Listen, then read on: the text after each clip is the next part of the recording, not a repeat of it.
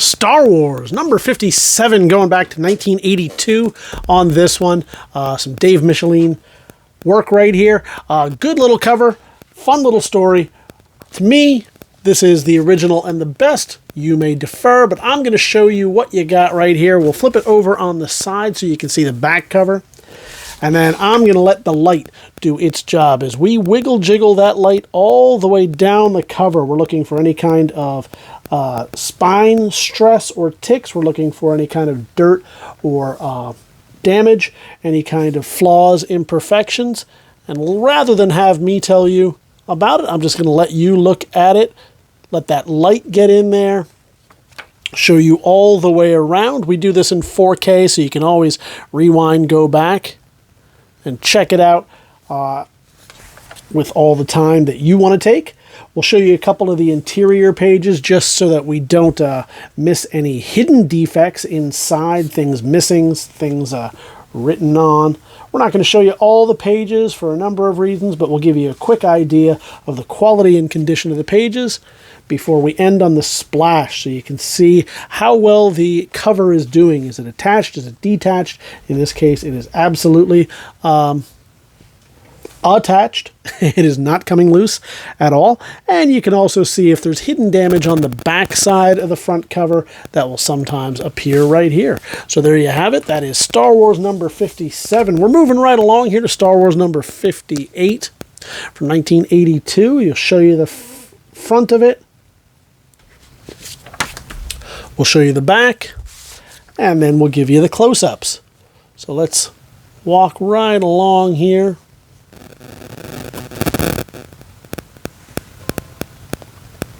And then we'll do the same on the back. You can see it's a little scuff. Is that some tape? You know what?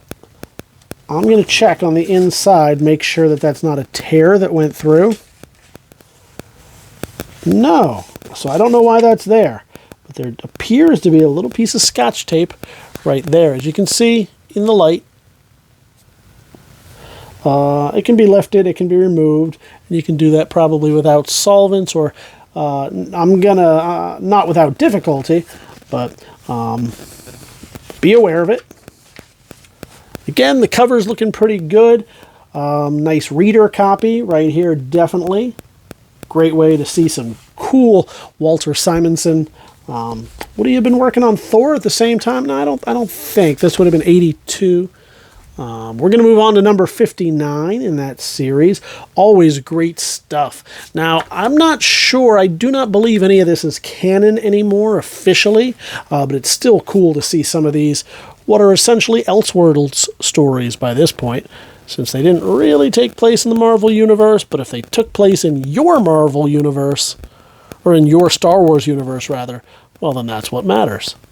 So we're going to make these available to you. We've got the next one here with number 59. Let's flip it over on the back. More of the same. We'll do a couple of the interior pages right here. No giant green rabbit yet, but we're getting there with some Lando Calrissian. Moving on to number 62, Luke Skywalker, Pariah.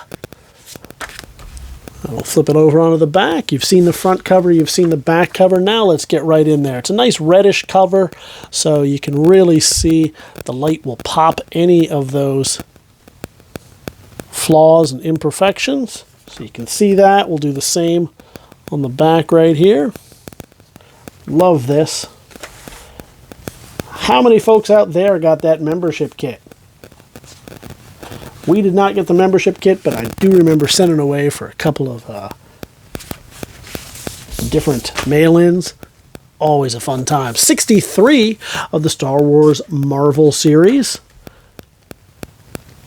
with this father and son reunion. You've got Vader on there fighting Luke Skywalker. So always a fun time when you've got a Vader cover. We'll do it this way. Anybody remember this movie? We see these a lot. They really, really pushed it. And then there was to be a toy line to go with it, etc.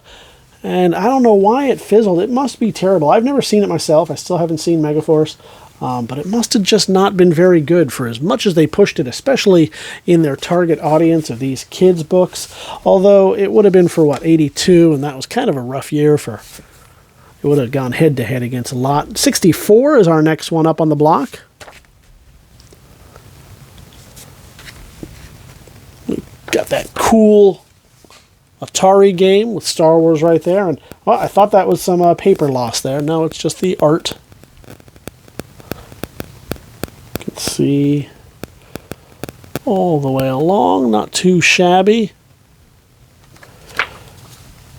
It's got some wear. It's not going to grade out at 9.8, but it's a nice copy right there with no real major flaws or issues. Do a couple of the interior pages. And we're going to finish out with number 65 of the Marvel series. This is Star Wars, number 65. We'll flip it over on the back. You've seen the front, you've seen the back, and now let's just get right on in there. Let the light shine all the way down. This is a direct edition. So, given the completeness of this set, I imagine whoever the original owner was back in the day started buying them and then just loved them so much that they decided to get a subscription. And we'll finish it out right there with Star Wars number 65.